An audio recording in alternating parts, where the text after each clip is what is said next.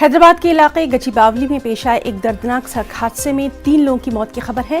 ایک تیز رفتار گاڑی چلانے کے باعث یہ حادثہ پیش آیا۔ کار میں 3 جونیئر آرٹسٹ اور ایک بینک ملازم سمیت 4 افراد سفر کر رہے تھے۔ لاپرواہی کے ساتھ گاڑی چلانے کے نتیجے میں کار ڈیوائیڈر سے جا ٹکرائی۔ 3 افراد برسر موقع ہلاک ہو گئے جبکہ ایک جونیئر آرٹسٹ شدید زخمی ہو گیا ہے جس کو اسپتال میں داخل کروایا گیا ہے جہاں اس کا علاج جاری ہے۔